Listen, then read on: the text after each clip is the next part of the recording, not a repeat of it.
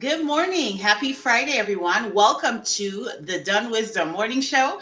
My name is Melissa Dunn. I am the CEO of MD Marketing Network, the founder of the DunnWisdom Morning Show, and I am also a candidate for Lauderhill City Commission seat 2. It is Friday, y'all, and this is the day that we spotlight a Lauderhill business. This is a third installment of our episode. I do these because I want to share with you the people in Lauderhill that I do business with, and then also encourage you to shop local. Today, I'm going to introduce you to my insurance broker, Eula Murray from Insurance Today. She's been my broker for going on probably about 2 or 3 years now. So, Eula, good morning. Welcome to the show. Good morning, Melissa. Thanks for having me. Oh, my pleasure. How long have we been doing business together? About 2 years? On and off, we did some short-term things and then a longer term, I would say 3 years. Okay, good, good, good. So, Eula, could you tell everybody about yourself and your business? Okay, my name is Eula Murray Hylton. I live and work in Lauderhill, and I love that because I don't have to worry about that long commute that a lot of my friends have. I am the owner of Insurance Today Inc., which is a property and casualty insurance agency. And we do all lines of insurance, all personal lines, as well as commercial and business lines of insurance. The only thing we do not do is health, but everything else we can more or less do for you. Yes. Oh, I love that. So, Eula, you and I know each other through the chamber, and we've had a chance to collaborate on certain projects over the years. Tell us a little bit about your entrepreneurial journey. What made you decide to go into insurance? Well, actually, it was by accident. I actually was going in to pay my insurance bill at an insurance company, and I happened to meet someone from Jamaica, where I'm from, who both of our fathers were friends. And when she heard my name, she said, I know that name. Anyway, um, I told her that, I was looking for a new opportunity, and she called me one day and said, we're hiring part-time because I had my own business then. We're hiring part-time help. So I said, okay. I came in, got the job, started from as front desk receptionist, and I was still doing my own business part-time. And then one day, one of the agents came to me and said, Eula, there's an opening now for a full-time 220 agent. Are you interested? It would be a great career for you. And the rest was history. I worked there for many, many years, about 10 years. And then after 10 years, when my agent retired, I decided to open my own company. Of course, everyone told me I was crazy because if you can recall, during that time was when we were in that recession and everything was going crazy. But it turned out to be a very good opportunity for me because everything was cheap. My rent came in cheaper than most people were paying. I got free office furniture from people who were closing their businesses. And it was a struggle, but I made it through. And here we are today celebrating. In April, we celebrated 10 years in business. Oh, wow. Congratulations. Listen, I love it when things work out that way. It's no accident, I believe. Exactly. Hey, we have some folks watching. Good morning, mommy. I love it. She tunes in every morning. Good morning. Thanks for watching. Colette, thank you for watching. Good morning. Good morning, Michelle. Michelle is another Lauderhill resident. Thank you so much for tuning in. So that's really an amazing story, Eula. Did that help you getting set up so much with having the break in your startup costs? Was that important for you? Oh, yeah. I mean, entrepreneurs, real entrepreneurs, I would call them, ones that are willing to take a risk.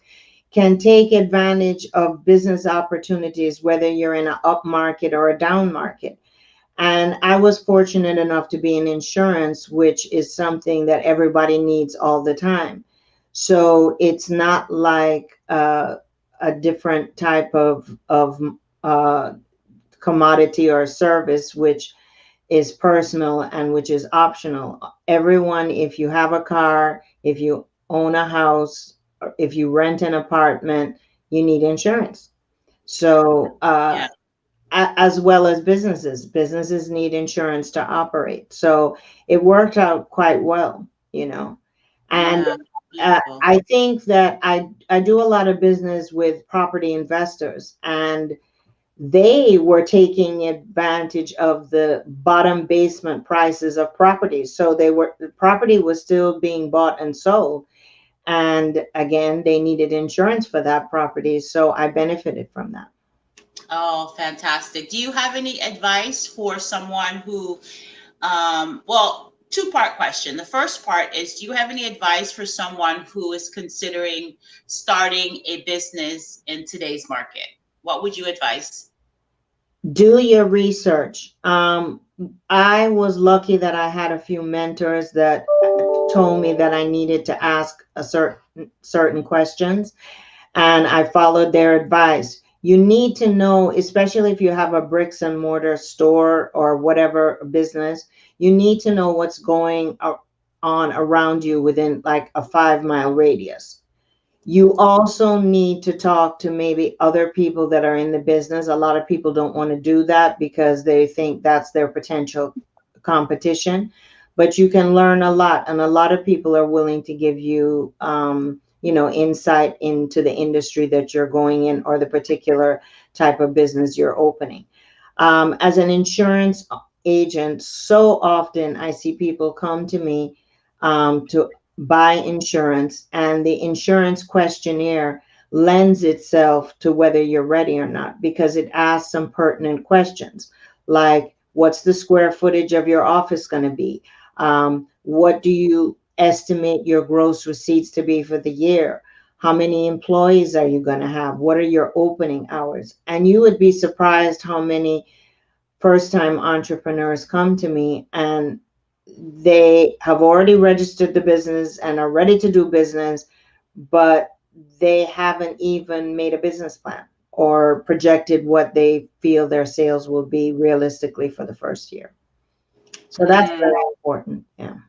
that's such a good point, Eula. One of the things that I realized in working with small business owners in Lauderhill for the last couple of years is that sometimes people are not always setting up the systems that they need to win.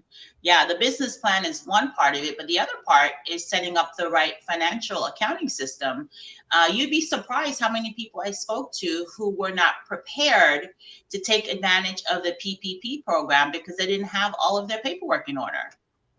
Well, sometimes you have to make decisions. People think because you have a small business, I only have one employee, and people were saying, oh, you could do your own payroll. And I said, no, I don't want to spend my time. And this is every entrepreneur has to decide how much they're worth per hour, their time is worth, and what they need to spend it on. And I decided I need to spend my time marketing and creating business and sales.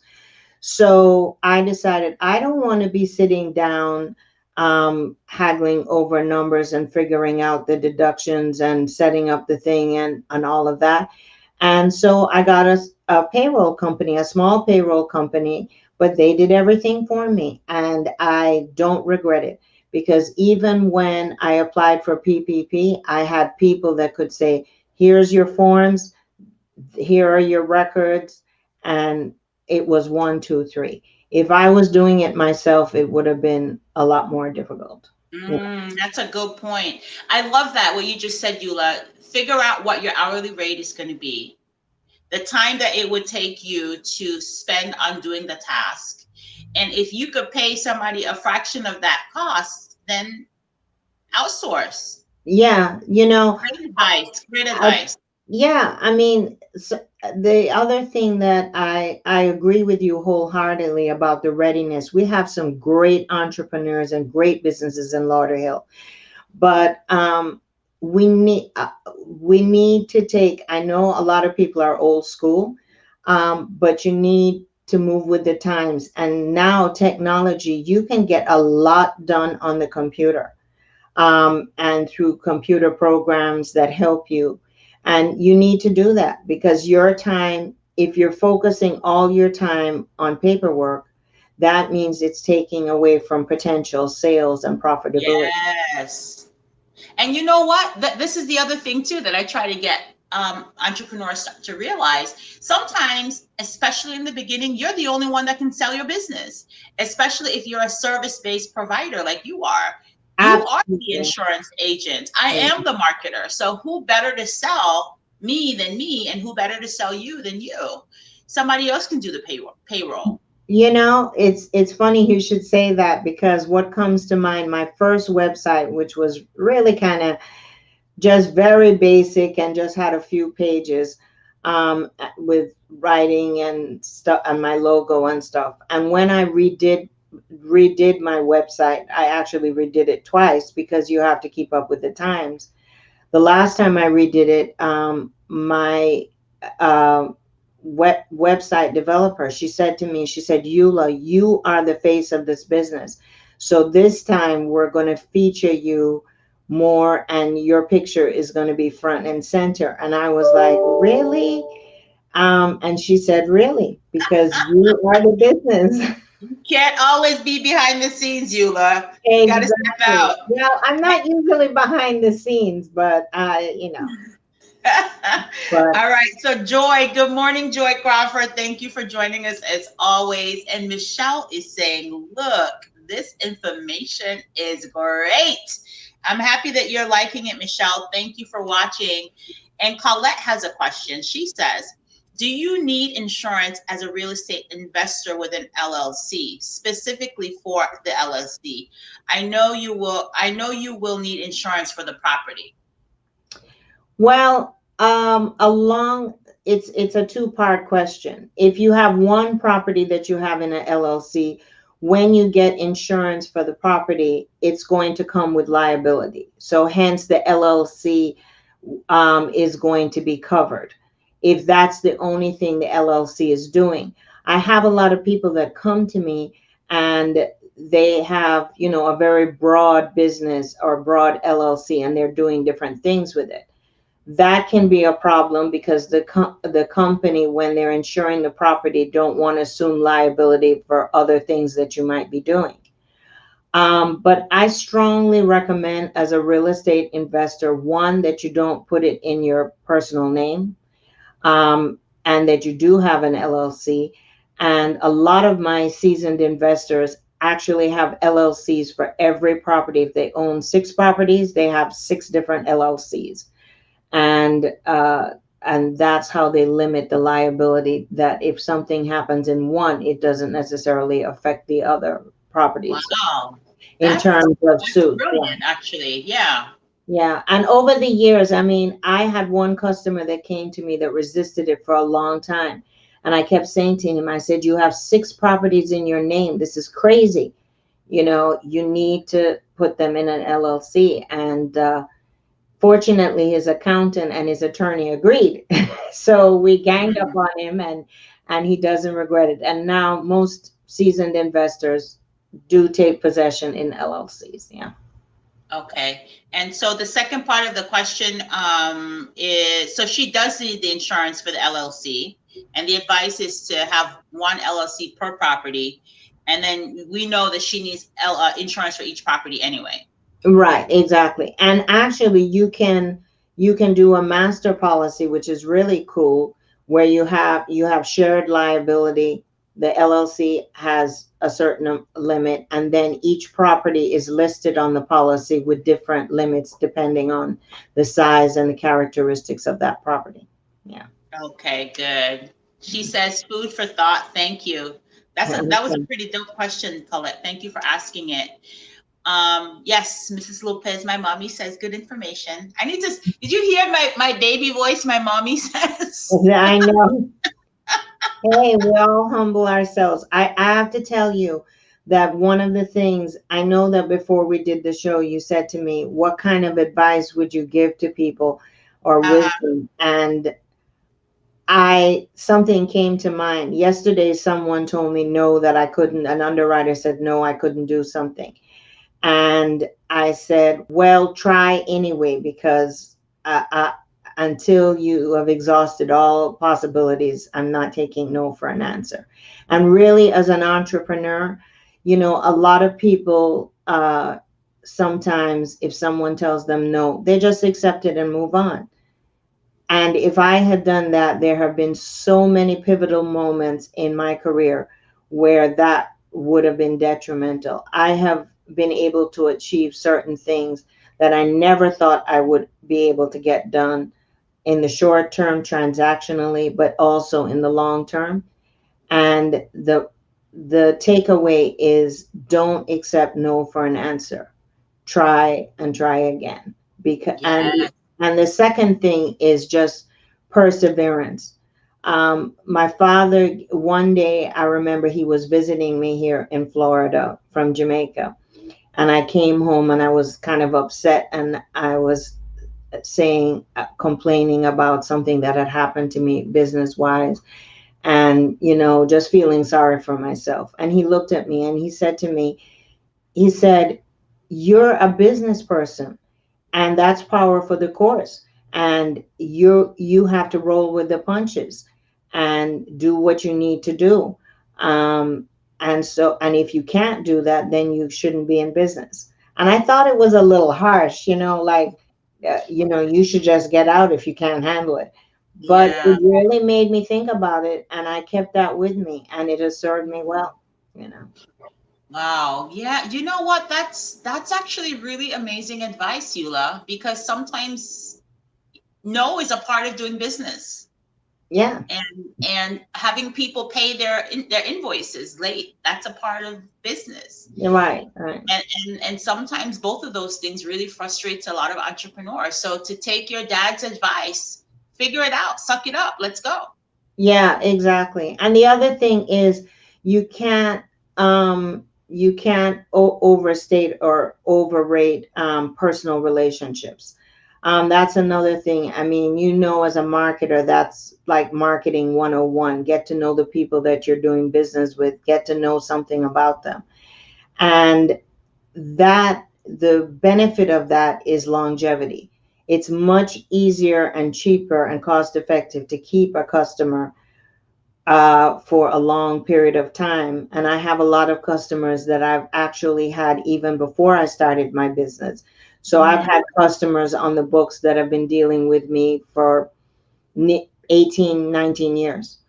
And it's because I built relationships with them. And it has helped me tremendously in my business, because they become good referral sources for you.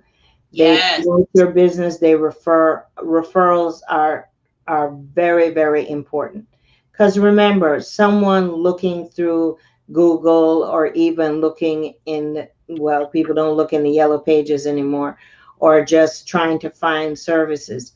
If someone that they know and trust refers you, that's golden. That's worth so much more than Agreed. any form of advertising. Agreed.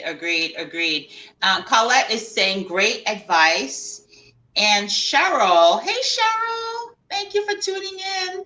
So Cheryl is saying great information regarding putting properties under different LLCs, and she wants to know, what if you purchased a property in your name? How would you go through changing it to a LLC?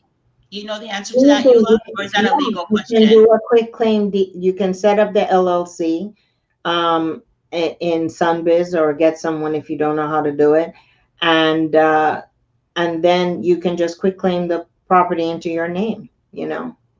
People do it all the time.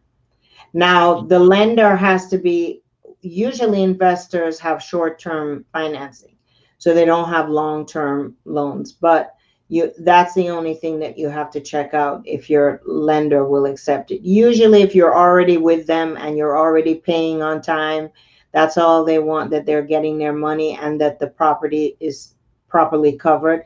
They'll go along with it and you can do it quite easily. Okay, great. Thank you for that question, Cheryl. That was a good question. Okay, so what has been the secret to your success? You've been in business for what? How many years now, Eula? My own business for 10 years. And what's the secret to your success? Well, I alluded to it before in terms of building relationships. And I also want to give a plug to my chamber. Of course, I have a long history with the chamber. And networking is really key, but good networking where you persist. I remember when I first was invited to a Lauderhill chamber meeting, I wasn't even didn't have my own business at the time, and I wasn't even working in Lauderhill. But the director at the time came and said, "Oh, come, we have a new chamber and we're building it up, and you need to come," and so on. And then I ended up getting involved, and I didn't get business from the chamber on day one or on month one or month two, but over a time, people got to know me. And then the business and the referrals flowed. So it's not a one, you can't just attend a meeting or join an organization. And sometimes it happens. Sometimes the first day you go, someone happens to need what you're selling or providing, and it'll happen. But being consistent and being involved is very important. And the other thing is, I'm a firm believer that if you're working in the community and you want the community to support you, you have to support the community. So over the years, I've always done that. I've always given back to my community. And as you know only too well, Melissa, as a marketer, that's free advertisement. Sometimes you will do things in the community and you will get either airtime or mention somewhere, and that's free advertisement for you. And that makes people know that you care about them and that you care about your community. Well, let's talk about that a little bit. I know you started a nonprofit, and the nonprofit works with young people. Share a little bit about that. Well, that was something that I had on my heart to do for a long time, and I kept talking about it and thinking about it. And one day I remember going to visit my friend at work, and I said to her, "I'm starting my nonprofit, and I'm having my first event in 2 months." And she said, "You're crazy. You're sure?" And I said, "Yes." I said, "I went on Sunbiz, I formed the company, I got the papers going, everything. And I just started to plan my first event because I said, I kept on saying that I was going to do it, and I never did it. And one morning I just got up and said I wanted to do it. And it was motivated partly from having a son who was in that age group, 12, 13 age group. And I realized that there were a lot of programs for little kids that centered on little kids. And because everybody was of the opinion, oh, start off young, which is true. But I felt that teenagers and preteens sort of got left behind because a lot of parents are, okay, you're not in diapers anymore. You don't need supervision. You're latchkey kids. You can, be on your own. And they need guidance. And a lot of things can happen, as you know, Melissa, between the ages of 13 and 18. A lot can happen to you, and not all of it good. So I decided that I wanted something that wasn't pigeonholed for kids that were getting D's or F's, kids that were getting A's or B's, kids that came from a particular class or socioeconomic group. I opened the door and said, come, regardless of your circumstance, come. And it really, really has worked out well. And this was the first year, unfortunately, because of COVID, we couldn't have our annual event. It would have been the seventh event since I formed the Yeah, yeah. nonprofit. Yeah. I remember. Was it a year or 2 years ago? Maria and I helped you set up for your event. Yes, Veterans exactly. Park. Yeah, yeah, yeah. I remember. One of the things that I love about your story, Eula, is that you're always willing and ready to serve the community. And you're right. As a marketer, that's actually obviously you want to do it because it's the right thing to do and you're passionate about it.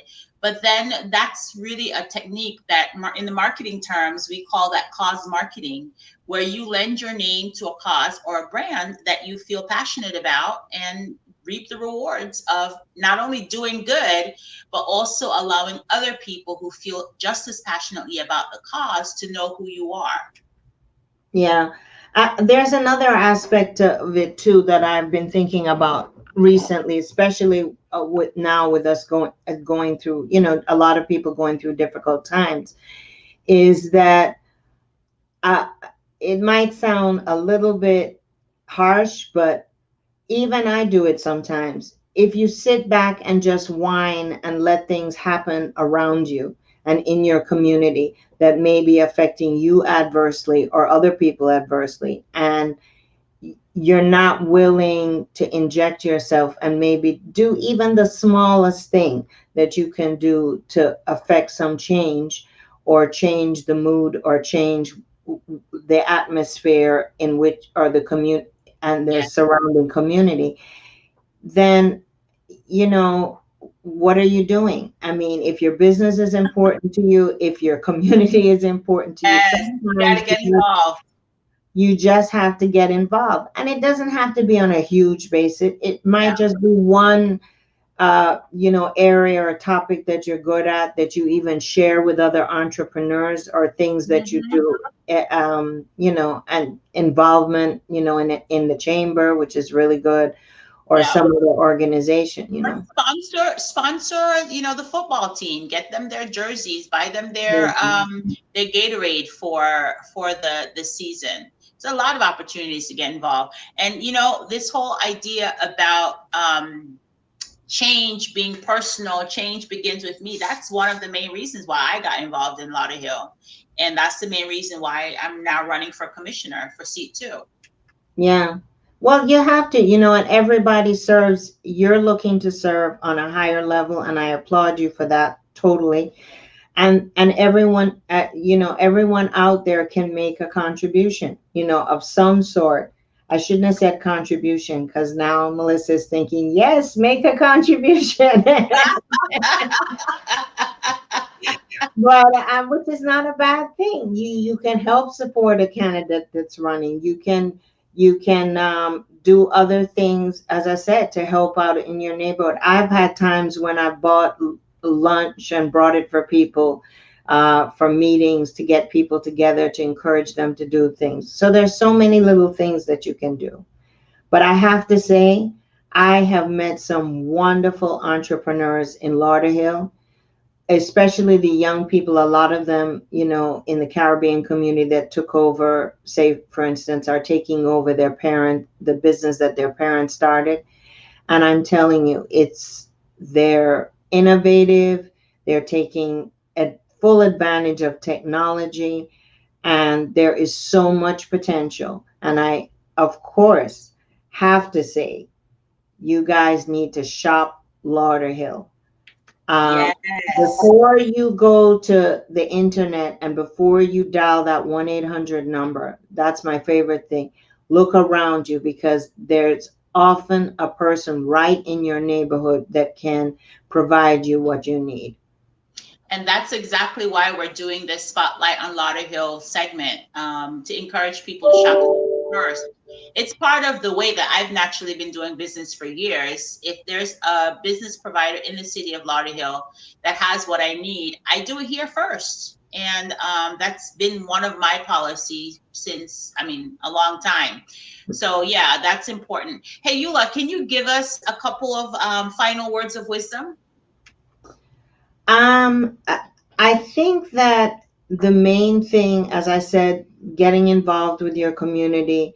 But I think on a business level, we sometimes, especially if we have a small business, we may not approach it with the most, with which you alluded to at the beginning of the broadcast, the structure and the detail and the professionalism and everything. In everything that you do, you might not be $1 million business or a $500,000 business, but whatever you do it well and strive for excellence in what you do and the quality of how you present yourself, your business, and how you interact with customers.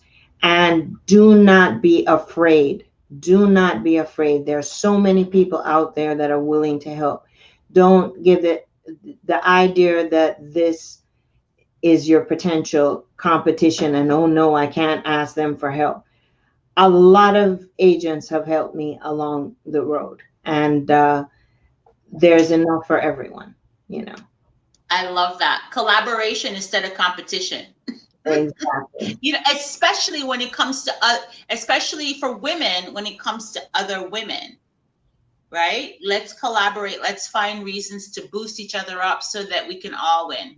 You're right. There's absolutely more than enough for all of us. Oh, and one last thing I learned the hard way. If you don't know the answer to a question, it's not a mortal sin, because you're not, even in any industry, sometimes a customer will ask you something and you're not sure. Don't fudge it. Say, you know what? I need, I just want to check. I think I know what the answer is, but I just want to double check for your particular industry or for your particular situation, and I'll get right back to you. I learned that the hard way. I won't, that's a whole other story for another time. A whole other story for another time. I love that. Thank you, Eula. I appreciate that. I'm having a little bit of a unstable insurance, not unstable insurance, a little bit of unstable internet connection on the back end here. So Eula, I'm going to ask you another question. Can you tell me, you mentioned before that you are actively engaged in the community. Could you share with us a little bit more about what your involvement includes? Oh gosh, it's where do I A begin? long list. Okay, well, the I, Homeowners Association, give us a list, Eula. okay, the list is I have the nonprofit, the Today Project of South Florida, which caters to young people, which is my heart. That is my heart. Um, then we have I live in Northwest Lauderhill, and when I was called upon to fill the vacancy, that we had no, president, and the association wasn't meeting regularly because the outgoing president had health issues and couldn't manage. I got myself involved again because it's where I live. Uh, Also, I do serve on the Community and Budgetary Advisory Board for the City of Lauderhill. And that came actually out of me being asked, and it was a great honor to sit on the Charter Review Board a couple of years ago. And that was, that opened my eyes a lot.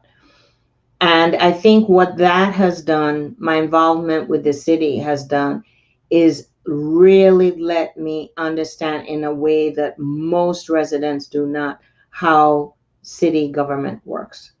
Yeah. And sometimes we sit back and we look at it in a favorable light or an unfavorable light, depending on what it is. But part of the key to getting things done with the city or with any other people is understanding the system and how it works and how to navigate. That's very, very important. I love it. I love it. I love it. Well, thank you so much for joining us today, Eula. I appreciate you. I do find you as a woman who knows how to get it done. And so thank you so much. Have a good day. And you are a woman that definitely knows how to get it done. Thank you, Eula. I appreciate you very much. You guys, I put Eula's information in the chat. Well, it's in the chat and it's also in the caption for the show. Her address, she's located in Lauderhill along University Drive between Commercial and 44th. Do check her out. Her phone number is there. Her address is there. I highly recommend Eula as an amazing insurance agent. She's been my agent for years. Thank you for watching. Join us next week. Next week on the show is going to be really unique. It is a Lauderhill Philanthropy Week. And all week, we are going to be meeting nonprofits in our city who are doing the work. They are serving others and doing it with grace and ease. So join us again tomorrow, next week, weekdays, 9 a.m. here on the DunnWisdom Morning Show. Have an amazing weekend, you guys. Be well. And remember, be kind